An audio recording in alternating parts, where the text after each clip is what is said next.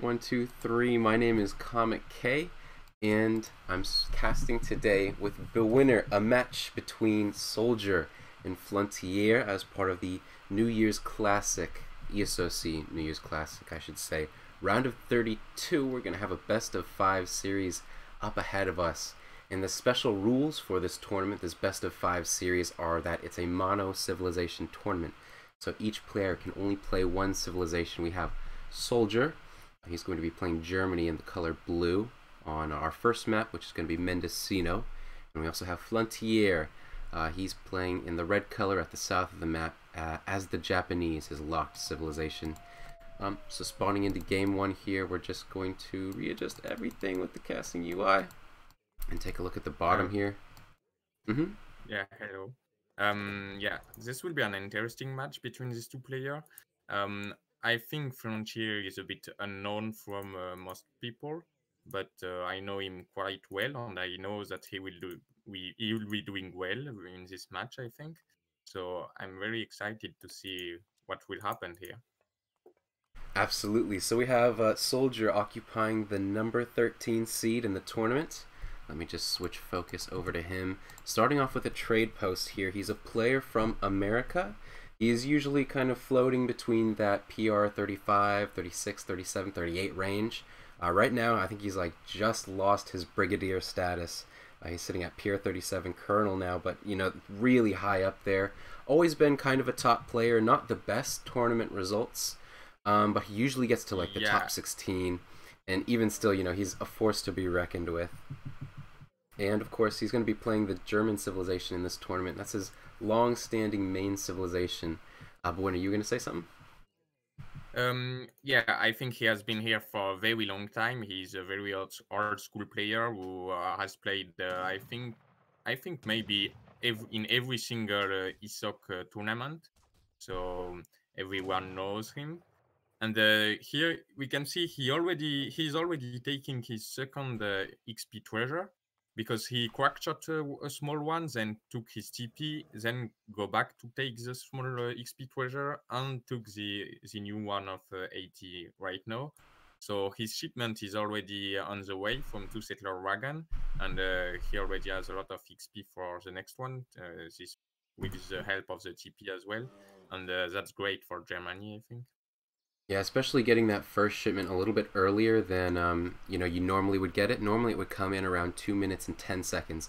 I'm not sure exactly when it popped in. Oh shit, I think that came in at like, he started sending it at 1 minute and 30 seconds. But basically what that means is having those 2 settler wagons out earlier, of course that equates to 4 villagers. And a single villager gathers at around 0.84 food per second. So if you do the math, you multiply 0.84 by, I think, 4, and that amounts to like 33.3 or something. You multiply that by 40 seconds, basically by having that trade post, getting the XP early, getting the shipment out earlier, he netted himself like 120 food treasure. And especially, like, that's just a supreme optimization from SoldieR here, getting that really nice XP treasure, the trade post pass, really nice. Yeah, and I think that's the reason why you shouldn't underestimate the XP treasure. Because when you can take them before you send the first shipment, they give you like a resources boost for the first one, plus it helps again for every other shipment that you will always get it slightly earlier. So they are really nice treasure. But on the other side, Flontier has no a native treasure here. And it will help him to prevent the German player SoldieR to get the TP line, because in this matchup, Germany against Japan, it's really something possible that the German player takes a stagecoach, because Japan are really defensive. So yeah, this native guy here will really help. Absolutely. Even when it doesn't do something like prevent the explorer from getting the trade post, which I think we're going to see a little engagement here, something SoldieR kind of has to be wary of. You know, it's just so useful being an additional scouting unit. You can just park it mid-map, see what your opponent's doing, and prevent something like a forward villager coming to build a forward base. If Soldier wanted to go for an aggressive rack strategy, he would have to be kind of wary about where that villager is. He's lucky he scouted it with his Explorer. He knows the Tomahawk's out on the field, and as well he can look at the queue and see like that Flontier did pick up a treasure. But even still, that kind of just limits the strategies that Soldier can go for. And even when Soldier doesn't go for these strategies, Flontier has the knowledge that Soldier isn't doing that because he hasn't seen a villager, he hasn't seen anything forward, and so he can kind of assume that Soldier is playing a more, techie style where he's just going to semi-FF to the Fortress Age, kind of a standard Germany build order, but basically that gives Flontier more time to do what he wants, which is boom around the map as Japan. Yeah, exactly. Plus, this guy can also help a bit to deal with Hulan's raid because it's an anti-cav guy. So it's really nice treasure, I think. And especially since Soldier is going for a stable now. So we will probably see some really standard stuff from Soldier. Oh, but the native guy is already dead from the two lands. But yeah. I don't know if Flontier has coated the stable or not. I don't think so. Yeah, I'm not sure either. I know that came around the south of Soldier's base around the market. We're actually going to see one of those Yulins scout out the position of Flontier's Explorer. Flontier going to have to poof that one back with the Explorer's special ability just to get it back into safety, not lose it so he can continue to shrine up around the map. We do see a barracks out for Flontier and Yumi's in queue, as well as some Yamabushi, cutting off the Portuguese from the consulate early, instead going with Japanese, which is a bit more defensive, aggressive, less boomy, basically. Yeah, exactly. And I like what Soldier did, not going in with his two-land from start, but rather trying to scout where the Japan Explorer were and try to deny a bit of shrining with that. And you can see that Flontier is a bit annoyed by this because he's floating a lot of wood as a result. And I like this because what player usually do is trying to go in for some raids with the first two Urans, but you usually can't do anything with them because two Urans in the Japan base, it's very unlikely that you kill a settler. Oh, and Soldier is now taking a second trading post with 700 wood shipment. So we will see if he takes more or for the stagecoach or if it's just one more.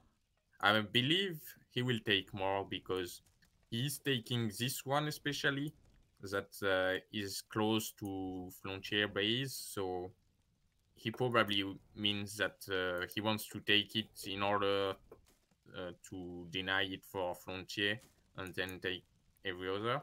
But on the other side, Flontier is now sieging down this trading post, which means it will be hard for Soldier to get the entire line. So maybe he won't try, because when you have only Hulans, you can't really defend from the clubmen. And yeah. Yeah, some nice interplay going on here. Yeah. Catching those 5 Yulins, pushing him back with a pop of 4 Ashigaru. But yeah, I really like that trading post position from Soldier. He kind of scouted Flontier's base with those 2 Yulins as well as another additional Yulin. I think he messed up his first batch from the stable. But he used that scouting. He knew, Flontier wouldn't be around that trade post and put it just at the back. And if Flontier ever wants to siege that, he's going to have to dedicate some macro time or like a lot of military idle time. Basically idle time because it's at such an awkward position on the map that leaves a Soldier's base very safe should Flontier ever try to destroy that. But yeah, like you pointed out. And actually, Soldier is... I think he will be aging, but... Before that, he shipped 8 crossbowmen and did 5 doppelsoldiers.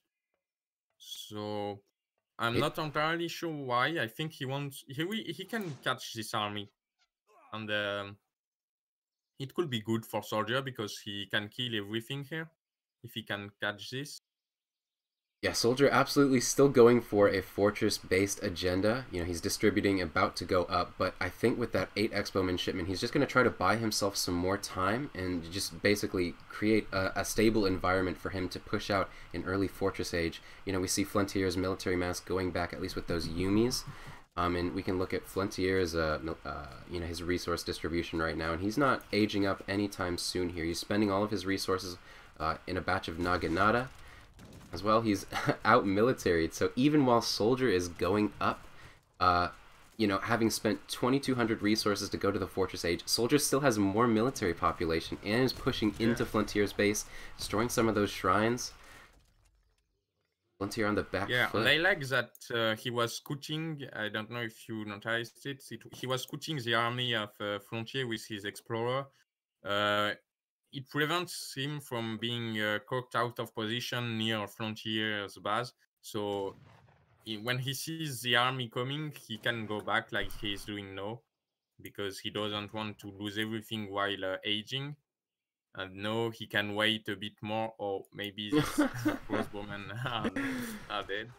Yeah, but at least he saved the other part of his army. Oh, big raid, no. Oh my lord. This will be 5 villager killed. Yeah, a little more than a full shipment for the Japanese player.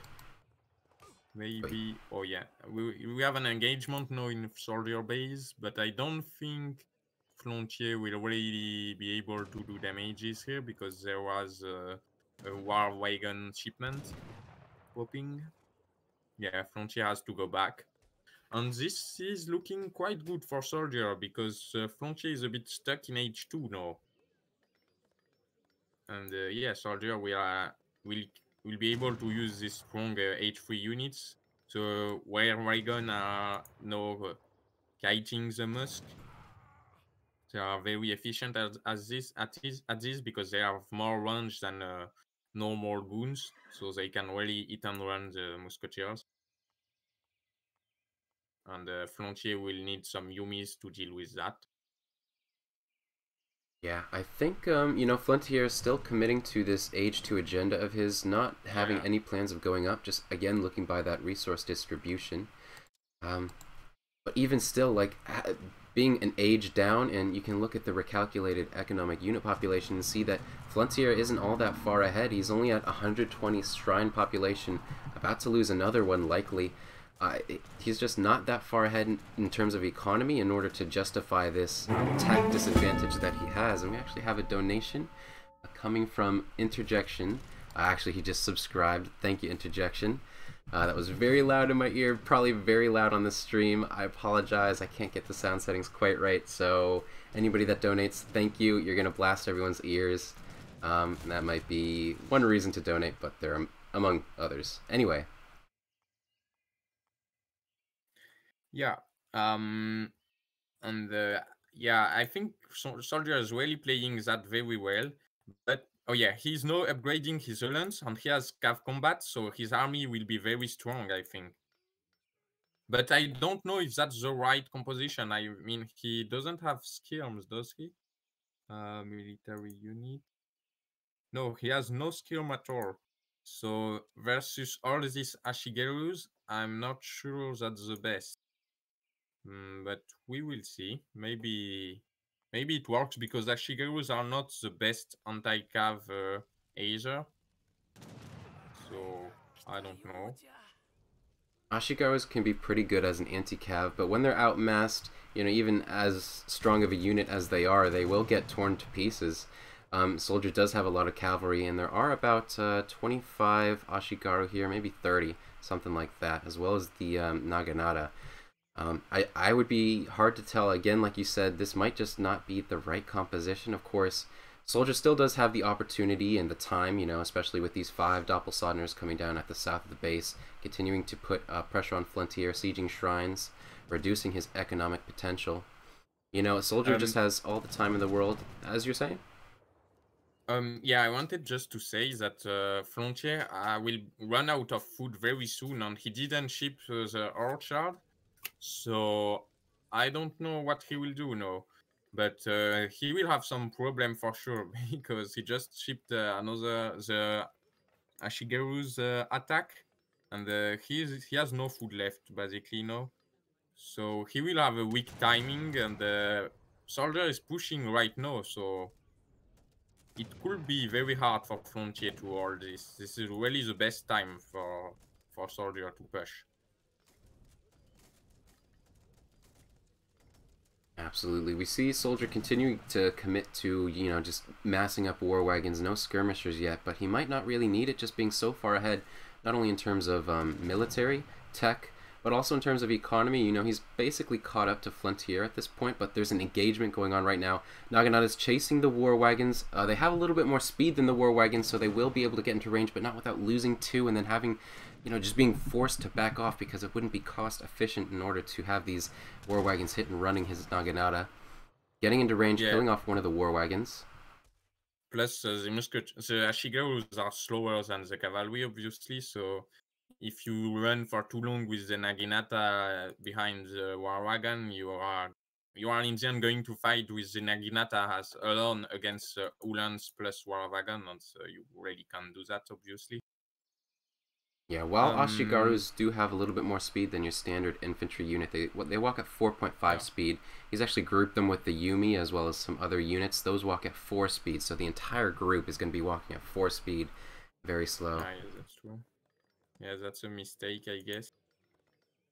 But I'm a bit surprised that SoldieR stopped to push right now, and the Flontier will be aging, I think, because he's stacking a lot of resources. But on the other side, as I said, Flontier has no food left, so he struggles a bit to age. He just bought some food in the market. Oh, and SoldieR is going age 4 actually. That's why he won back. Oh, Yep. and no, yeah, with age 4 Germany. Just Oh, feeling. and the Richard are coming. Yeah, feeling so comfortable that he didn't really have to take the engagement there. Might have not just felt he had the right composition. Among other reasons, he was just so far ahead in the game that he felt he could go back. He's killed basically every single shrine around the map for the Japanese player. And that's going to severely restrict his economic income. SoldieR just... the big shrine. Even taking that out, just sniping it with his speedy Uhlans. Yeah. And yeah, with this, I think SoldieR has at least the same economy like Flontier. And yeah, I don't see Flontier winning this, to be honest. I think this game is almost over. Plus, SoldieR has no free TP. I mean, he's taking the third. And maybe he will stagecoach. Oh, and he was denying the wonder, so Flontier is aging slow due to that. Yeah, all these things. SoldieR is really playing well at multitasking, attacking everywhere. The war wagon on the other side, and Flontier struggles a bit to deal with that, I think. Absolutely. SoldieR just making very good use of his multitasking skills, keeping Flontier pressured all around the map, and also that's kind of just doing well to keep himself, in the know of what Flontier is doing. He knows where Flontier's military is positioned at all times because basically, most of that military is just chasing away the army that SoldieR has, but there might be a really nice catch here. Yeah. Naginata's getting on those Uhlans. Not killing any yet. 1 dead, 2 dead, 3 dead. Maybe going to be 4, but the group is getting away.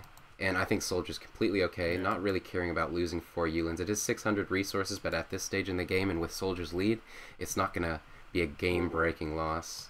And here we see the 2 heavy cannon, as well as the Egypt with 2 falconets popping out, adding that, anti-infantry that SoldieR needed for his composition. Yeah, and Japan is having no cavalry. They have arrow cannons, but they can't really deal with heavy cannons, I think. So in H3, I don't think Japanese can deal with heavy cannons. I mean, that's very hard for them. Or they could do Yabuzan, but I don't think that's the plan here. Yeah, there are a few anti-artillery options for the Japanese, but they're all not very strong and certainly not going to compete with an Age 4 Germany. Flaming Arrows, of course, they're Japanese's Age 3 artillery unit. They have 28 range and no multiplier versus artillery. Basically, their calling card against other Age 3 European artillery is that they have 2 more range, but heavy cannons, the Age 4 artillery for basically every European civilization, have 28 range as well. So Flaming Arrows really don't stack up well against them. And besides that, Frontier's actually over 100 score down. Yeah. It's just really tough to see Flontier pulling something off from this position. Yeah, and with the factories arriving now, it puts soldier ahead in economy as well as in military and in technology. So, oh, maybe the cavalry can kill the cannons now? Yeah, definitely, but not. Yeah, he will lose all his cavalry for this. In the end, I'm not even sure that will be a good trade. The 2 heavy cannons are still here, so yeah, I think that will be game. That was a pleasure to watch. We saw 20 Naganatas and they were even really well positioned in order to snipe down those artillery. They were only able to kill 3 pieces and there's still 1 heavy cannon left, and he sacked every single Naganata for that. And of course you can see the Ashigarus here just getting ripped to shreds by this heavy cannon, as well as soldiers upgraded H3 units. It's just, even if he technically wins this fight, which I don't think he will, he would still be so far behind in terms of technology, map position, as well as economy, that it just wouldn't be enough. Yeah, definitely. Plus there is the stagecoach now. That is just giving more economy to soldier. And but what is good for Flontier is that the units of soldier are still H3 and not H4, so actually he's doing okay now. Yeah, something we might see from Soldier is, would you figure he would go for a revolt? I mean, just look at the resources he's stacking. No, I don't think so, because it's really bad with Germany, I think, with Settler Wagon, which just transform in one revolt unit. Yeah, certainly. I just saw he was stacking up resources and not upgrading his units, so I felt, he might be going for something cheeky. But that's going to be... Yeah, GG. A quick yeah, GG I was out. impressed by Soldier, to be honest. Yeah, it was nice execution from Soldier. From Flontier, of course, we saw him destroy his alliance with the Portuguese consulate pretty early and instead elect to go with the Japanese. That kind of favors a more aggressive playstyle from the Japanese player because, of course, that Shrine Boom is going to be nerfed a little bit. They're going to cost more to build around the map, and we saw Flontier in this game kind of get pressured. He wasn't able to build a lot of the shrines around the map, and in order to get an economic advantage as the Japanese civilization, that's something you need to do, or you need to at least, counter your opponent's pressure and in turn pressure yourself on them. And we didn't see that work out quite well for Flontier, and instead it kind of tumbled out of his favor until at some point there was just a point of no return and it was over kind of early. Yeah, but yeah, I think it was more Soldier playing really well than Flontier doing mistakes. And if you are watching and you wonder how to beat Japan with Germany, this was really a game to watch. I really think Soldier did really well, killing at some points. Like Flontier had really no shrine out of his base, so his economy wasn't great at all. And yeah, Soldier did really a good job for this. Right, and so we'll be moving on to game 2. I believe the map is Cascade Range. It's going to be Cascade Range. Soldier already knows it. And lightning fast. What's up? Yeah, I have something. People say that I could be a bit louder, I think. Okay, a bit louder. So, yeah, that's what people said in the chat. But otherwise, I think everything is okay. Okay, got it. Just a sec. I'm going to change my mixer settings.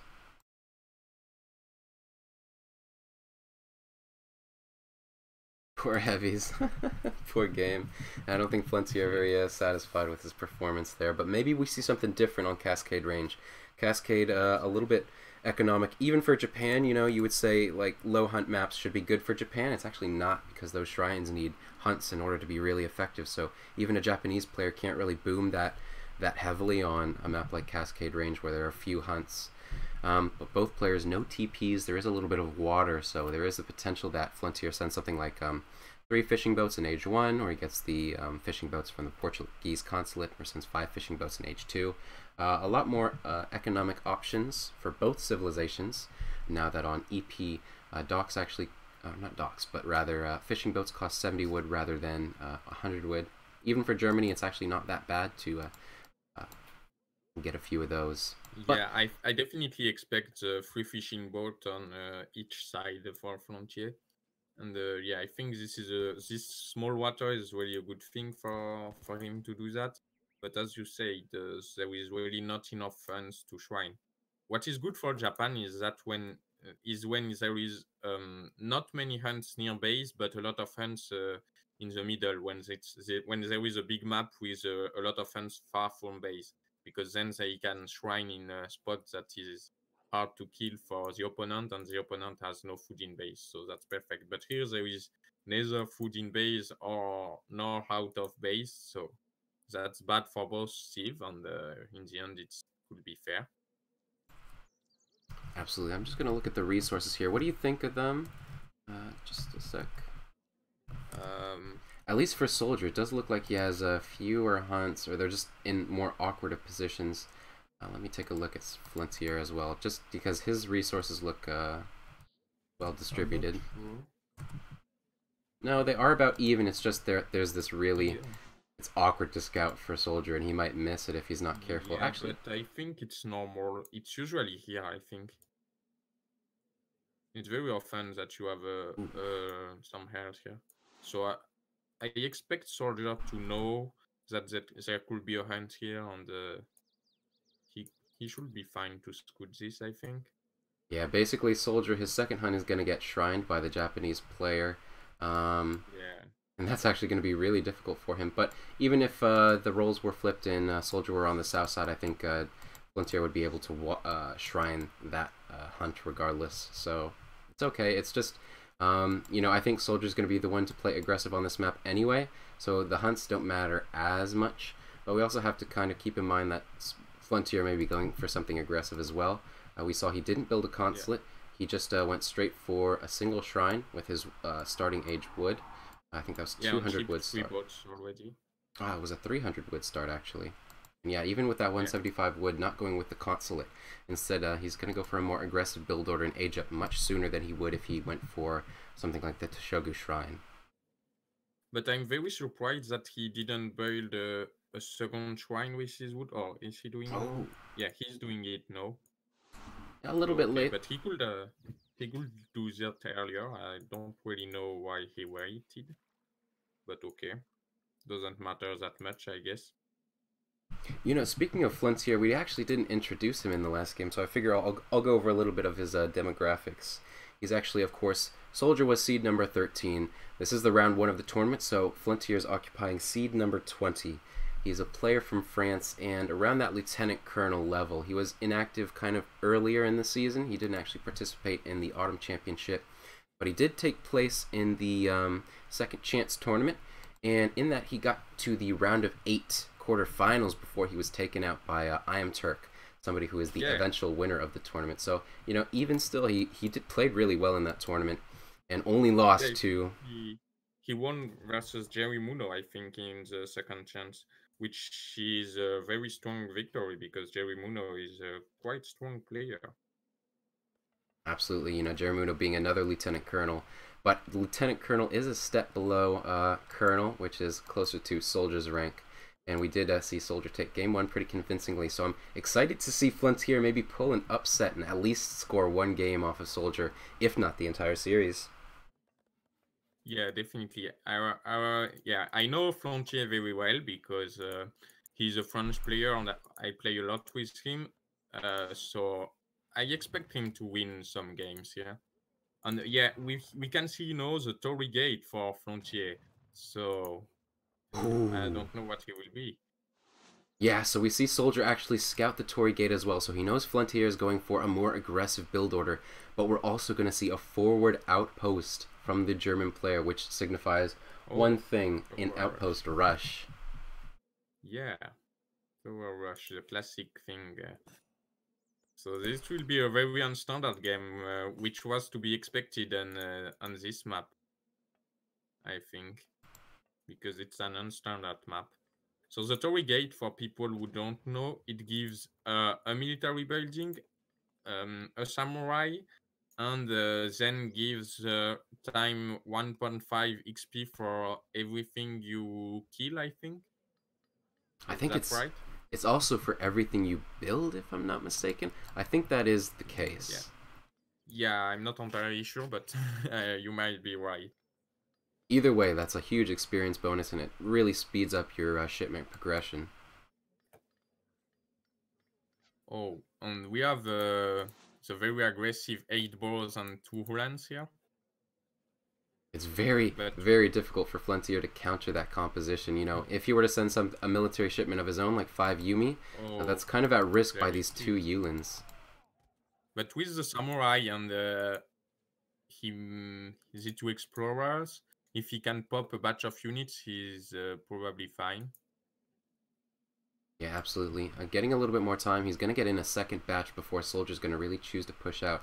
He might continue to scout with these Yulins up to the north. Just taking a look, actually seeing both explorers. Going to try to harass, but there's going to be some Yumi DPS on those Yulins, as well as some Ashigarus. Not getting much damage in with those Ashigarus, but that lets SoldieR scout that there are Ashigarus in the composition from Flontier. SoldieR probably going to wait for that second shipment to come. It's not quite there yet. He's almost got the XP for it and just going to continue to mass up these Expo men. Going to need some more wood, get another house. Maybe he'll send 3 Doppelsonders or maybe 700 wood. What do you think, bwinner? I think he will send 700 woods. I think I didn't really pay attention, but I think it was a 4 population shipment, which would mean the 700 woods.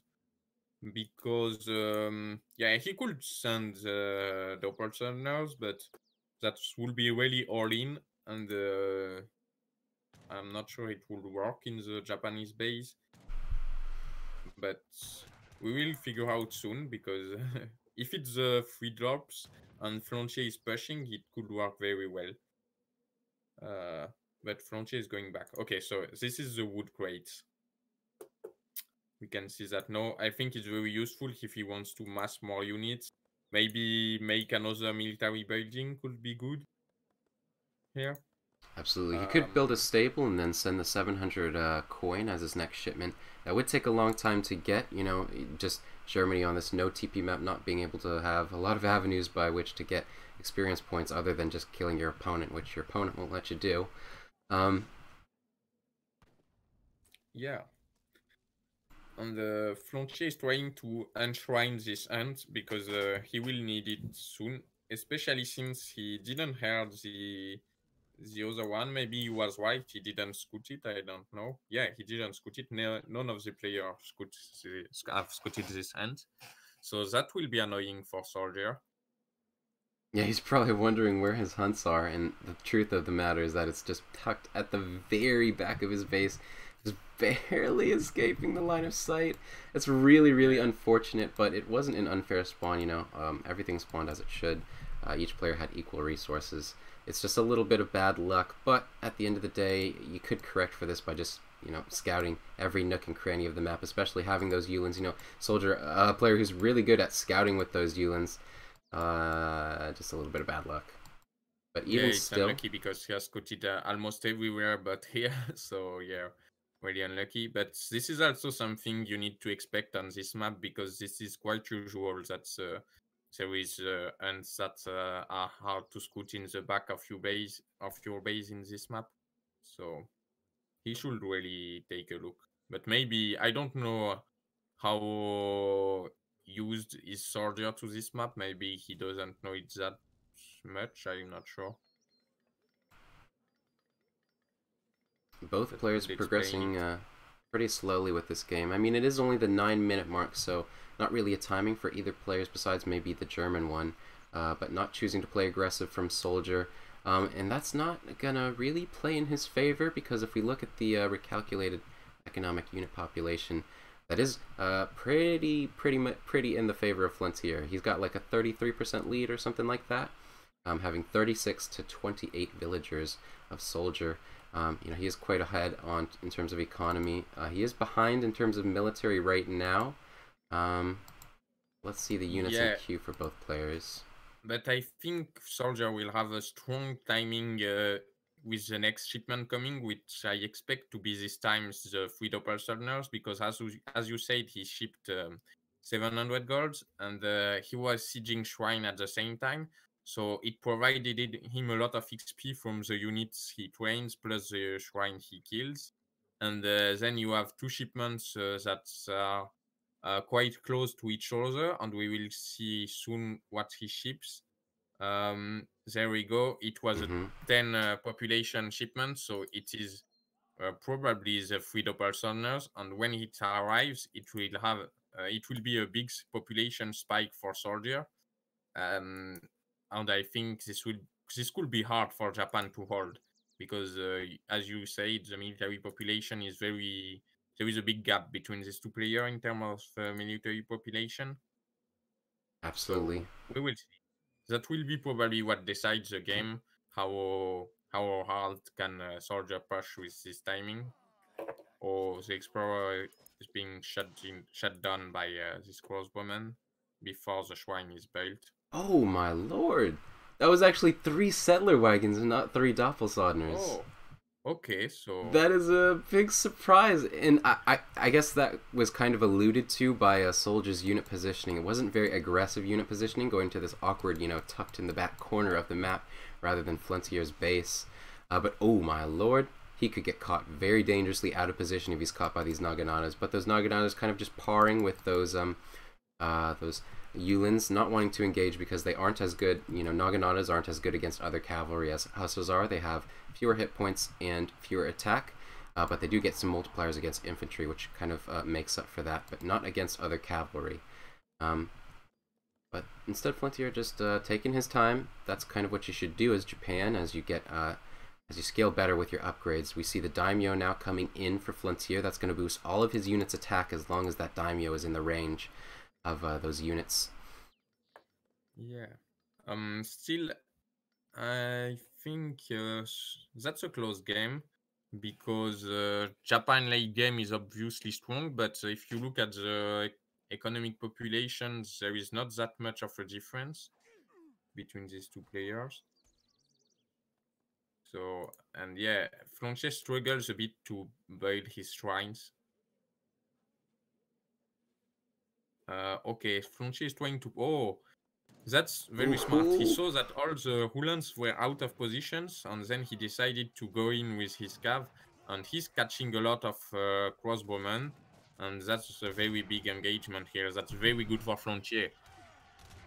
We do see the Yulins coming from the back, but they're all going to get on all melee Ashigaru, the exact opposite of what he wants. He wants to have these Yulins on the Naganatas to defend his Expo-men, but instead the Yulins all on the Ashigaru, their counter unit, and a quick lull from SoldieR. And that's gonna be game 2. I'm not even gonna wait. Good timing. There you go. That's game 2. Going to Flontier, gonna tie up the series 1-1. Yeah. Yes, yeah, this was a big mistake, maybe, to let this crossbowman exposed while the Hulans were not here. And yeah, I don't think SoldieR will continue to play it. he will probably resign in the I wonder what he's doing. Seconds. Oh, some Doppelsoldiers, but he's got some Doppelsoldiers in queue. I think he was just waiting to pop those out, maybe just get a few laughs as he watches these units die, call it GG, and then out. GG. There we go. So 1-1. There you go, a strategical error from SoldieR resulting in a crushing defeat for him in Game 2. You know, it was looking pretty even, with the onus being on SoldieR to be the one to make the aggressive move, but instead, Flontier recognizing his opportunity, getting SoldieR completely out of position. I really want to see this military graph. Yeah, this was a really hard fight. He got completely crushed. Oh. That was 15 units lost for Flontier and 100 units lost for SoldieR. Yeah, that was what I can call a good trade. Oh my lord. That's what you live for in these matches. You know, it is a tournament. This is a betting match, actually. And I think all the people who bet 3-0 on SoldieR are going to be a little saddened by this loss. Yeah, sure, but I think that won't be all that Flontier can do. I expect him to maybe win more. I think this will be close. It's not a one-sided series. Flontier is not a bad player at all. Absolutely, but this next map, we're going into Klondike, which is a 5 trade post map. Pretty much the stark opposite of Cascade range. It does have reasonable hunts around the map. You do have to push out a little bit for them. But yeah, it's just a big shakeup from the previous map that we saw, and so I think accordingly, this game is going to play out much different. We'll have to see. But we're launching into Game 3 of our series between SoldieR and Flontier as part of the ESOC New Year's Classic Round of 32. A best of 5 series, going to see both players tied up. We're moving on to Game 3, and so the winner of this match won't win the series yet, but they will be up 1 point and on game points. Of course, only having to win one more after that. Yeah, But, I think this map will be closer to what Mandashino was. It's the same kind of map for this matchup. Except the trading posts are quite better for on this map. There is 5 of them, and they give all of them give a bit more XP than on Mandashino. So that's I think that's the best trading road of our ESOC map. So we will probably see SoldieR going for them if he yeah. can. It might not necessarily be a stagecoach map, depending on how hard, SoldieR kind of wants to commit to that really, really greedy playstyle. But certainly he's going to pick up 1, 2, maybe even 3 trade posts, and that's going to put him way far ahead of, or just kind of make up for the shrine boom that can put Japan ahead when a German player doesn't boom.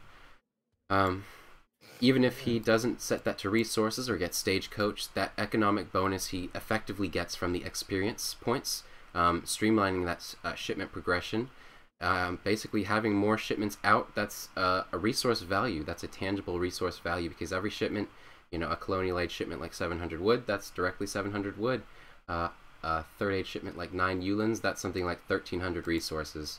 And if you get an additional shipment just because you got that trade post, that's like basically a long-term 1,300 resource bonus to you.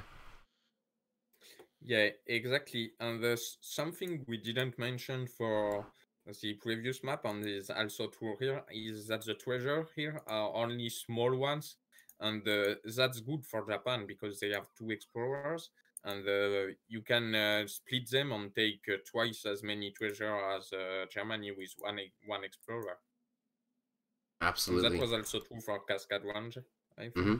Yeah, another point in the favor of Japan, just winning age 1 is easier for Japan on this map just because, they don't have to deal with any of those big treasures, like you said, just being able to take more of them as well, just Germany, it only gets 1 scouting unit, so it can't scout the map properly as it wants to, or at least we can see there's this big black blob right in front of SoldieR's base, not really giving him much information as to where his scouts will be. And what that does is it kind of just changes the timings that you have to have with your explorer in age 1, because you also want to be scouting the Japanese player's base.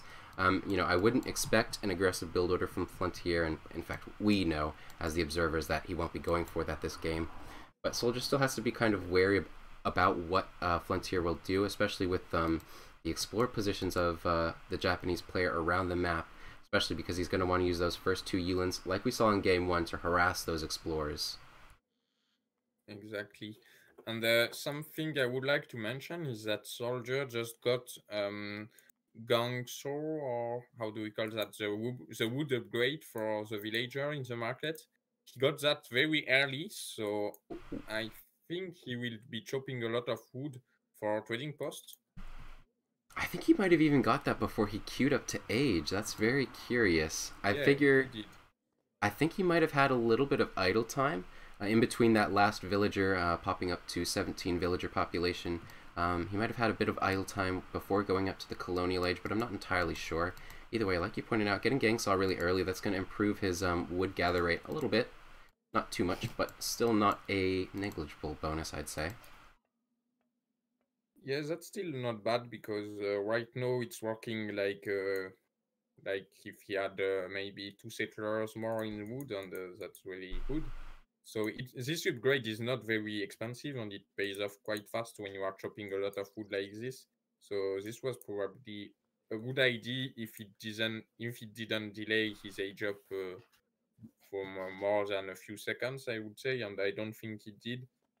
So I think it was good, and he's planning. I think he's wanting to take this second 20 post here, so that could mean that he wants to go for a stagecoach plan and a lot of trading posts. One something smart that Flontier is doing, I think it's on purpose, is that he's training here, here, and here, just next to the trading posts, so that he can scout if soldier is trying to take more of them or not. And that's really good, I think. Yeah, it is very smart, and you can see him putting that shrine on the very edge of the map, kind of even protected by these two trees. If a soldier ever wants to siege that, he's going to have to go way out of his way. I really like that shrine placement from the Japanese player, especially, you know, being able to just clue himself into what soldier's doing, what he's going for. You know, he has 3 of those trading post sites shrined up, so he'll know exactly where the German explorer is at all times, should that German explorer be going to build more trade posts. But I think soldier content with just the 2 that he built in transition to the colonial age, and probably Yeah, gonna but go. maybe he will be waiting for 700 wood and then take more. So in this case, Flontier will know very soon, very early, that he is doing that, and he might be able to take for one trading post for himself as soon as he sees that as a result. And that's why it's very important, I think. Absolutely. We did see soldiers send, I think it was, I'm not sure if it was 700 wood or 2 settler wagons as his second shipment in Colonial Age, but he did send 700 wood at some point rather than 700 coin, which is the standard build order for a semi-fast fortress with Germany. So yeah, I think we can expect 700 wood on this map as well, and like you said, whether or not he's going to go for more trade posts, that information is something that Flontier is going to have. Yeah. And otherwise, it's a standard opening from soldier, but he's trying to siege down this market, and we will see if it works or not. I think it could work. Oh, he's stopping to do that. Oh, but there is some villager exposed here. Oh, whoa. We There might will see be... 2 go down here even. Oh, one of them rushing, Yeah. but I think it. Yeah, she's dead. Oh! But that was nice blocking from soldier. Yeah, Flontier could have reacted faster. That's a bit unfortunate. And his mines are not the best either. They are both a bit exposed. I mean, one is forward, so it's a bit exposed, and the back one is, yeah, not the best. But also, it's a bit his fault because the Orchard placement is a bit blocking the villager from going to the TC, and that's a bit of a mistake, I believe. He could have put it on the other side, like here. Would probably have been better, but yeah, you can't you always do this kind of mistake. But yeah. Okay, so more Rulans are sieging shrines now, and there is 700 wood on the field, and yeah, indeed, Flontier took one more trading post. Soldier, sorry. And Flontier was trying to take this one, but Soldier was careful, and he cocked the Explorer doing this, and yeah, I think he's killing it. Yeah, so yeah, was well played. For nice anticipation from Soldier, I think. Yeah, we actually haven't seen Soldier age up yet. He's basically, I'm not sure how many he's trained. Let's see. Let me just switch to the military units. He's trained at least, like, okay, so he's gotten 3 shipments, that's 6 Yulins, He's trained at least 10 because I remember seeing one of the Yulins die. So he's kind of delayed his age up to the Fortress age quite a bit. He's only going to start hitting up in about, 10 seconds. But because, Flontier went with a much greedier build order and he delayed that second barracks a lot, he got idled in his TC, he lost 2 villagers, now he's getting harassed off of the trading post that he wanted to build, and in fact, SoldieR's going to take that from right under his nose. Yeah, just going with a much greedier build order kind of put him way behind in terms of economy, actually, just because he lost a bunch of shrines at mid-map because he wasn't able to defend or repel the Yulins. And only now is he going to push out, but by that time, SoldieR's going to be franked to just run back to his base and upgrade his units in Fortress Age. Yeah, exactly. But we will see. Maybe Flontier can now deny 1 or 2 trading posts, and the stagecoach is not that big after this.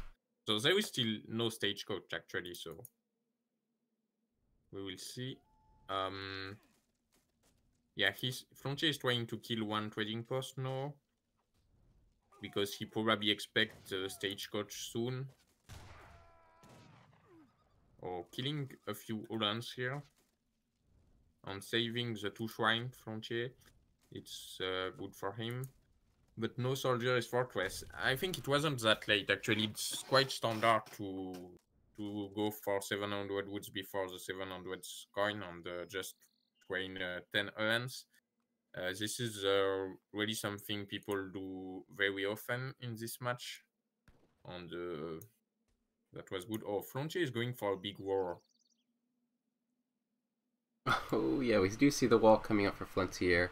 He is aging up himself, which I do like. So I don't know how defensive he wants to play with that wall. It might just be a security wall, just something, he can kind of push out on the map, harass these shrines, but not go too deep into enemy territory. He's not committing to the Age 2 plan, obviously he's aging up. Of course, why did I say that? But even still, he's probably going to choose to play defensive going into Age 3 rather than aggressive, which is kind of putting the ball in SoldieR's court. Yeah, and actually Flontier was able to deny 2 TPs and takes 1 for himself, and as a result SoldieR didn't stagecoach, which would have been a big economy boost for SoldieR, so he must be a bit disappointed about that. But now there is a lot of units coming to siege shrines for SoldieR. We will see how good it goes. The Uhlans are getting veterans. And there is some war wagons, so actually a similar composition to game 1 so far.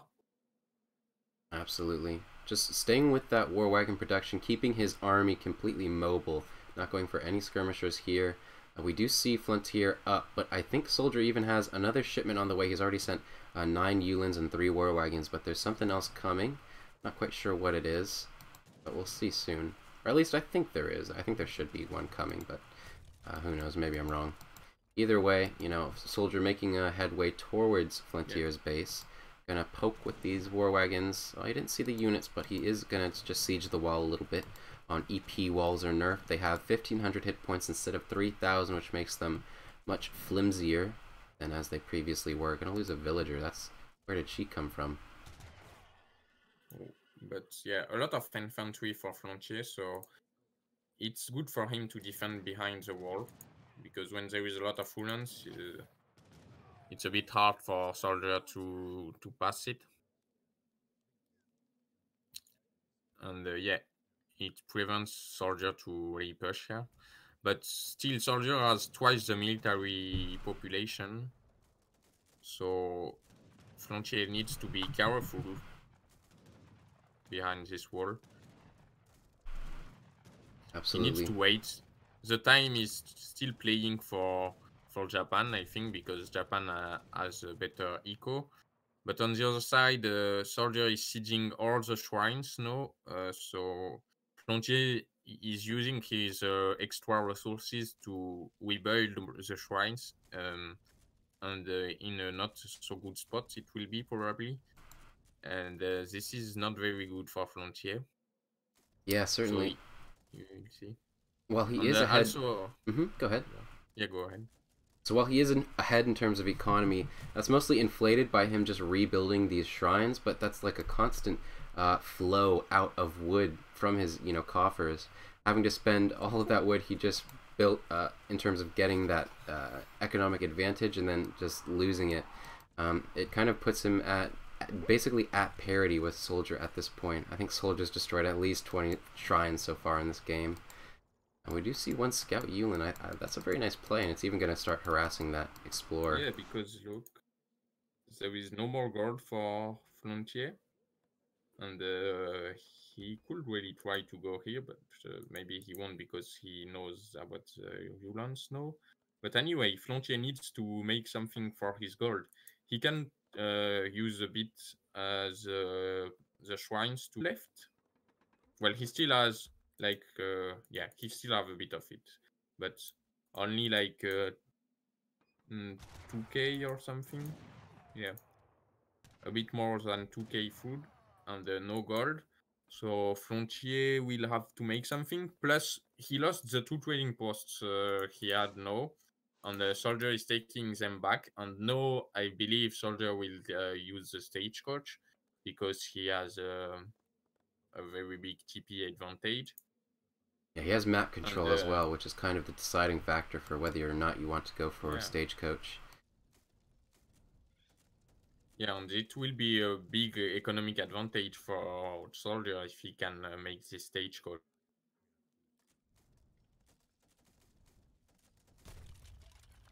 SoldieR again, just... All the shrine going down. Yeah, every single one. SoldieR just taking his sweet time. I don't think there's a single shrine around the map, at least one that is kind of outside the line of sight of SoldieR, or not in Flontier's base. We're seeing Flontier trying to build one forward, but the Explorer almost going down. He did go down, but yeah, still it's just there are 2 shrines that we can see out on the map, or at least outside of Flontier's base walls. That's not going to give him the resources that he needs, which is coin right now. And when he has so low, he's so low on this shrine population. Yeah, definitely. And yeah, as I said, he had to ship the 2 Richard now, so that's not a good time for Flontier to push out when you ship this. It's not a military boost, but you have to kind of. I mean, if Flontier was controlling the map, he could go here to have food from these berries, but it's definitely not the case, with SoldieR doing a good job at containing Flontier in his base. And yeah, that's looking not so good for Flontier with the stagecoach being that has been restricted now. If we can see SoldieR actually sitting at max population, whereas Flontier is sitting at 140 out of 140, so he's clearly outmassed. And not only that, like you pointed out, the stagecoach going to be providing SoldieR with some an economic boon to him, basically. SoldieR is free to pretty much mass up resources and go to age 4. He doesn't really have to push since he's at such a big advantage. He could also get some arsenal upgrade should he wants, another town center just to, continue to assert map control. I think SoldieR is shipping mercenaries because when you look at his population, he's at 220, and that probably means there is mercenaries on the way. And yes, this army will be unkillable for Flontier right now. But I think Flontier wants to go H4. Oh, yeah, H4 maybe. Both of them are stacking a lot of resources, actually. For an age up, maybe. Absolutely right. I'm just thinking of where he's going to stuff this wonder. I guess he's going to put it back here, but that's kind of inconsequential at this point. I think the bigger point is that, Flontier not having any gold production besides the shrines and I guess an eventual rice paddy, his coin income is just not going to be there. And it's like, what units can he make? He can make basically food and wood units, which means he can only make Yumi. And how well is that going to work out versus a massive 50 Yulin? Yeah, he can't be stuck into that. And there is the Jaegers now here. With he's researching, SoldieR is researching the arsenal upgrade for skirms. That's makes them kill Ashigerus a lot faster, and that will be very efficient here. Meanwhile, SoldieR is also going H4. And while we were While kind Flontier, of... Yeah. Yeah, Flontier is stacking tons of food because he doesn't have access to other resources, actually. He doesn't even have the coin to age up, so while we were kind of anticipating him going to age 4, not even being able to do that, he pretty much had the 4,000 coin in his base, or it might have been 3,000, I'm not quite sure. Either way, that was his only coin, because he couldn't even reach for this 2k coin mine, you know, forward once he got in age 3, because SoldieR was parking units there. Exactly. SoldieR just prodding. SoldieR is constantly applying some pressure on the Flontier, and yeah, Flontier doesn't manage to really push out of his base. He's trying to do that now. We might see a big engagement soon. Yeah. Oh, and that could be a good time for Flontier because SoldieR is just stage 4. Plus, the Uhlans are a bit bugging, I think. They are not fighting very well. But still, that's more unit for SoldieR, so... Plus, there will be some Falk reinforcements that are coming right now. We will see. This is a close fight, I believe. Oh, with the Nagi's reinforcement, it could be good for Flontier, actually. I think that's definitely swung in his favor. You can see the military populations are at parity right now, and if SoldieR wants to make use of his age 4 technology advantage, he's going to have to sink so many resources into these upgrades that are eventually not even going to be upgrading any units because they'll all be dead. We see even the 2 Falconets and Minutemen getting popped off, not accomplishing much there. Yeah. That could be a comeback for Flontier in this game. Still, that's not sure. SoldieR has still a military advantage now with the 2 heavy cannons popping. So yeah, finally SoldieR was able to stabilize from this age up. But Flontier is still stacking tons of resources, so he can remass. It's a bit sad that he was stacking all these resources because with a bit more army, he could definitely have turned the game into his favor. And sometimes when you can really destroy the army like this, then you just snowball into destroying the whole map before the opponent can remass. And yeah, it's not looking to happen now because SoldieR was able now to remass a bit from his H4. And yeah, if SoldieR can protect well his 2 heavy cannons, it will be almost impossible for Flontier to fight this. Oh my. Some big shots gonna come off here. Oh! Yeah, there were like 9 Yumis that died there, as well as some Ashigaru getting picked off. The Naginata kind of going the wrong way, or at least Flontier not wanting to engage that, not really being in position for it. Even still, actually, 10... Yeah. There was a bit of a raid, and the Naginata were coming to kill the 2 Hollands, but not before. At least I saw 3 settlers going down for Flontier. Maybe it was more, I don't know. But at least 3 of them. Oh, wow. Oh, and the Uhlans are guard now. So that's very strong units with 1 arsenal upgrade and cavalry combat on them. That's insane, Uhlans.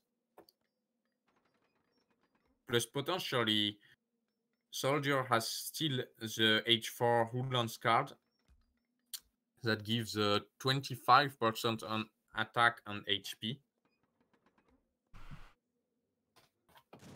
Yeah, small buff to Germany. You don't see it very often. There's actually a raid coming to the south. Gonna get a lot of German villagers. Whoa, indeed.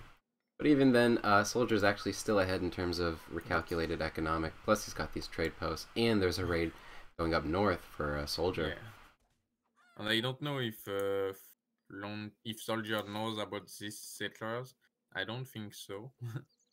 But yeah, eventually he will probably scoot them at some point on the, or maybe he knows. There he goes. Yeah. But oh my! Oh, all the skirmishers and war whoa. wagons out of position. A big engagement coming here. Oh, Some whoa. Naginata is going to get Could onto be the very good heavy for cannons. Flontier. Whoa, big shot from the cannons. Still, there is one cannons alive. Yeah, I think this fight is still good for SoldieR because he has better units with the H4 Uhlans. But this is quite a close fight, I need to say. Yeah, I mean, SoldieR is still at an advantage in terms of the military unit population, but I wonder where all of that population is. We can see at this main fight. Coming now. Oh, Plus, there's 5 idle Uhlans here, idle Uhlans over here. That's not a very good micro here for SoldieR, and he's losing all his army. No. Oh, that could be good for Flontier with the late Japanese army is very good. We can see now how good the Naginatas are. They have 450 HP with some one resist, so they tank quite a lot. And maybe this game is not over. Absolutely. Well, Flontier is still at attack and sort of economic what's it called? Disadvantage. He does have a military advantage currently, at least, with all of SoldieR's units being divided up. So if there were ever a timing, it's now. Flontier has to make something happen. It's not over, but if he goes back like this, he's just going to throw away his opportunity, I feel. And yeah, I believe this as well. But at the same time, we look at how many Uhlans there is now for SoldieR, so yeah, maybe he couldn't fight this. But yeah, if he can't, then it's probably over. Oh, and I believe SoldieR will go here, and this is GG if he goes here. Oh, there they come. This way. Or maybe Flontier will defend this, but yeah, because yeah, that's where almost every single villager for Flontier are here. He has like 25 of them here. That's that's so big. And when SoldieR will be able to push that, this will be game if he ever is able to push that. But I think SoldieR is waiting for something. I don't know what. Okay. So he does have the guard upgrade coming in for... I can't actually read the tech. So I think it's an artillery upgrade. It might be for falconets. Falconets, yeah. Oh, there you go. Yeah, there is. That's it. And he has 5 of them. Yeah, this probably would be good because Flontier has only his Naginatas to deal with the Falks. But since there is 5 Doppelsolners and a lot of Uhlans, it will be hard for him to really kill these cannons. It is kind of a curious composition, a thing to add to the composition. You would figure since he has a counter-infantry rifling, yeah, Flontier kind of recognizing, at least by the score difference, that seeing those 5 falconets, there's nothing he can do to kill them. He can't make flaming arrows, he just can't mass them, he doesn't have a castle. There are just so few options he has, and he's behind on eco, behind on map. Flontier going to call it. Do we see the GG? No GG, just some Z's. Yeah, GG. And by the way, I think there was Bill O'Reilly that just subscribed for 4 months. We saw Bill O'Reilly subscribe, like you said, and we also saw earlier a donation from Hot Girl for $2, and I should say thank you for that as well. Yeah.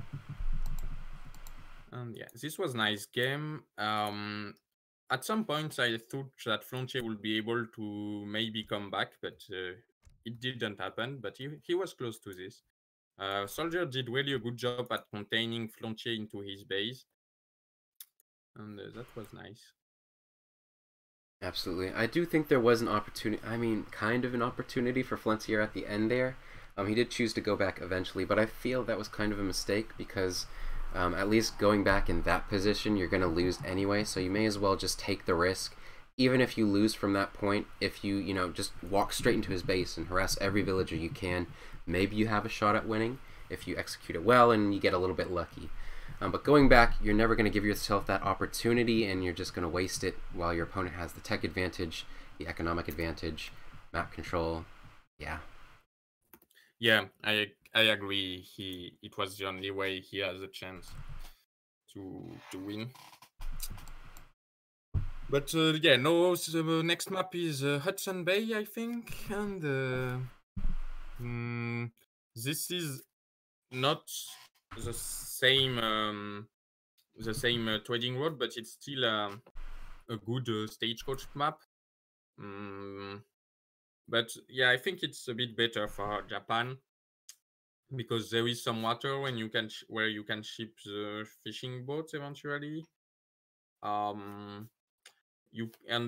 is a bit of livestock as well. Plus, the map is not. It's a different shape, and I think it's a bit harder for Germany to siege down all the shrine on this kind of map, because the other one was quite straight. It was not a circle map like this one. Right. So we'll be launching into Game 4 on Hudson Bay. For all those reasons you described, it's a much different map from what we've seen earlier in the previous games. We saw Mendocino and Klondike being those trade post land maps. We also saw Cascade Range being the no TP, but kind of having some water options for both players.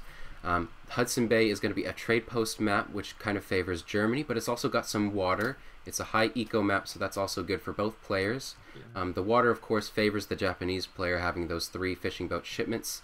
And of course, this is part of the round of 32 best of 5 series between SoldieR and Flontier, part of the ESOC New Year's Classic 2019, I suppose. And we do see SoldieR up here. Wrong SoldieR. We see SoldieR up here leading the series 2-1 versus Flontier. This is game point for him, so should he win on this map, he will win the entire series and move on to the round of 16 versus either Kaiser Klein or Give the Dirty. And on the other side, we see Flontier playing in the color red, Japan, as you've seen throughout the entire match so far. What do you think exactly. His options are on this map? I think we will see some classic Japanese, like previous game on game 1. But maybe, yeah, we don't see any consulate yet. Yeah, actually not. It won't be classic because Japanese is not building a consulate. So maybe he wants to cheese a bit. That could be a way to win versus Germany. That's something when you are a bit weaker than the opponent, it's always an option to cheese, because it might work if the opponent is confused. But SoldieR is maybe scouting if there is a consulate or not. No, I don't think he has scouted it. Anyway, yeah, Flontier is building a shrine now without consulate. Okay. Like you mentioned, I think he's going to go for maybe a Torii Gate build order. We did see, Flontier kind of try to go for the more economic, traditional style of Japanese on Game 1 and Game 3, but both of those were games that he lost, so he's not really executing on that strategy probably as well as he wants to, or as well as can be done with Japan, but instead, Game 2 he won with a Torii Gate start, and so that's probably what we're going to see here in Game 4 as well, and maybe Flontier's able to pull something off a little bit more to his liking and maybe tie up the series 2-2. I think he'll have a little bit better luck with this going into Game 4. That could be good to do what you win with, definitely. But this is different here because there is TP on this map. So I don't expect Germany to play like on Cascade range, but rather to go H3, because SoldieR was always successful with it as well. Absolutely. This is a very, very different map from Cascade Range. Having those trade posts gives Germany so many more options with how they want to play. Basically, having that additional shipment kind of gives them way more leeway in aging up to Fortress safely, whereas in Game 2 we kind of saw that wasn't really an option for SoldieR when he was massing up expos. It's not like he can really sneak in the age up, because once Flontier recognizes no more units are coming from the German player in Colonial Age, he's going to push and crush him, just like we saw happen. Yeah, that's the plan, I guess. On the Cascade Range game, Flontier is not building a second shrine right now, which is quite strange for me. I don't understand why he doesn't build it earlier, because this is still some food income. Do you know why he will do that? I apologize. What was that you said? Flontier is not building a second shrine despite having the wood for it.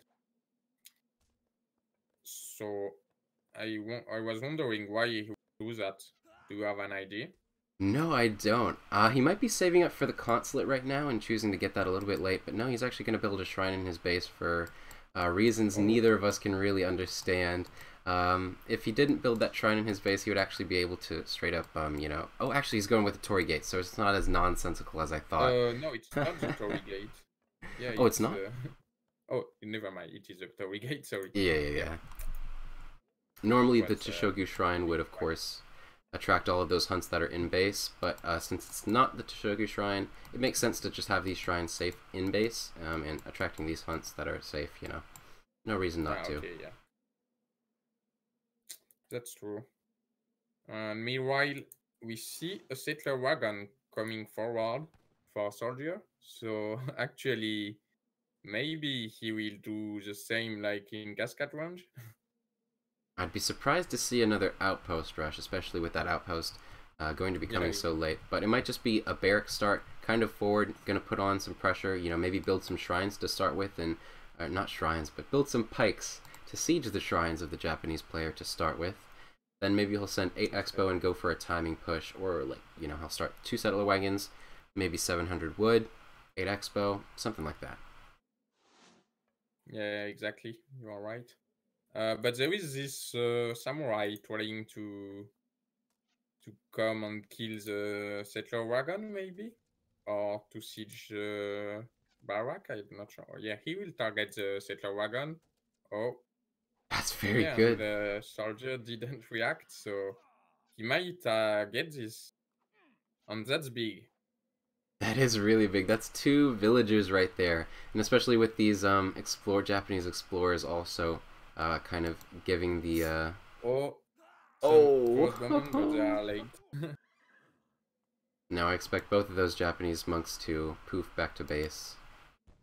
Yeah, but at least the samurai is dead for SoldieR. Yeah, a very good thing is that delayed the pikemen coming out for Flontier. I bet ideally he would have wanted to start pikemen and just start sieging down these shrines. You know, he did send the explorers back to home, which is probably good enough as is, rather than, you know, just sending shrines out on the map with uncontested explorers alive. It's just something interesting to note, but we do see 10 Ashigarus coming out for Flontier, gonna start pushing out of his base against 10 Expo men and 2 Yulin. I'm not sure what they can do. Of course, they do a good job of closing the distance due to their higher speed, but even still, especially around the barracks, he could pop out another 5 batch and bring that up to 15 Expo, as well as maybe an 8 Expo men shipment incoming. I want to see what Flontier does with this. Yeah, I think Flontier shouldn't stay so close to the barrack, because if SoldieR pops like 5 pikes, then he can catch the Ashigarus and kill all of them with crossbowmen, so it's not a good move to stay too close from the barrack. But yeah, as you said, there is enough crossbowmen to counter these Ashigarus. But what Flontier is trying to do is some raids with the Ashigarus, because since they are faster than crossbowmen, I think, yeah, they are a bit faster, they can run and try to kill some villagers. Yeah, this is going to be very nice. SoldieR actually went for a very greedy build order, starting with 3 settler wagons instead of 700 wood, which kind of delayed his, at least, in his production of these expo men, these pikes. We still don't see any pikes out on the map. Not that Flontier has that many shrines. I think SoldieR can kind of recognize that Flontier didn't go for a Heavenly Kami build order or a shrine boom. He probably scouted, in fact, there wasn't even the consulate. But regardless, yeah, not building any pikemen here. Kind of recognizing smartly that, they're just, that's not what Flontier is going for. Instead, he's going for a more aggressive Ashigaru build order, and he's going to try to harass him in base. Defending that pretty well. In fact, Flontier, I don't think he picked off any of SoldieR's villagers. And he didn't actually cause that much idle time either, yeah. Yeah, plus he lost some Ashigarus. He got some volley from this crossbowman. He's losing one more now. So while Flontier is going for a very aggressive build order, SoldieR, on the other hand, going for something very economic and not really getting punished for it.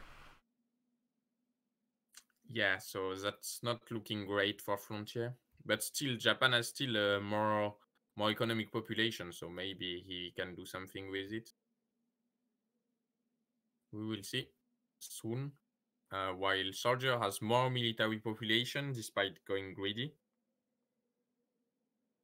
And there might be a fight now. I don't think Flontier will fight this with full Ashigarus against full crossbowmen, but maybe. Okay, he's fighting this. Yeah, losing 2 there, but taking 2 expo-men of his own, but he's kind of behind a volley, and he's also got to deal with these pikemen. Those are going to sponge a lot of damage, as well as the Yulins getting in some additional DPS. Yeah, just being caught. Yeah, I don't really understand why Flontier tried to fight this. Yeah, certainly not a great engagement for him. He lost at least 15, 16 Ashigaru there and didn't kill much. He killed all the Yulins and a few expo-men, but that's not a good trade, any way you slice it. Yeah, and he used his both his Minutemen batch for this, which wasn't very useful because it was quite far from the base, and some of them didn't even fight. So yeah, that's not so good for Flontier. If you look at the score as well, it's not looking great. And yeah, we have a lot of crossbowmen now with 8 more coming, plus another barrack being built. So yeah, SoldieR is trying to go a bit forward now. SoldieR could really push now. He has a big military advantage. He has nothing to fear for real. But okay, he's playing it safe, staying a bit in his back, it seems. I think this will be go time for him. Looking at his distribution, he's got no coin. He's only gathering wood and food, and so he's committing to this Age 2 play. I wonder what his next shipment will be, but either way, it's not too important. He's got Flontier outmassed quite a bit, despite a slight... Oh, it's 2 settler wagons, so just adding to that economy. Going to continue to do Expo Pike rather than something like 700 coin and building some Yulins of his own. He's just got Flontier outmassed so much, and Flontier's kind of committing to making more and more Ashigaru, but it's not the unit he needs to fight Expo-men with. Yeah, and SoldieR is denying the stable. And yeah, this just makes it harder for Flontier to do something in this game, because it's not with some infantry mass that he will be able to deny to kill all this crossbowman army. And yeah, especially he knows that Rax is done as well. I mean, Flontier can't have a lot of units out. Okay, the stable is up now, but the military population gap is really big. Oh, Flontier's even got going down.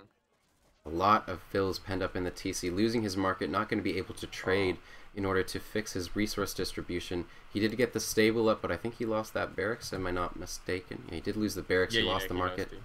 So he can't train any more infantry, he can only train cavalry, but to what effect will that be? There are 25 pikemen out on the map in Flontier's base.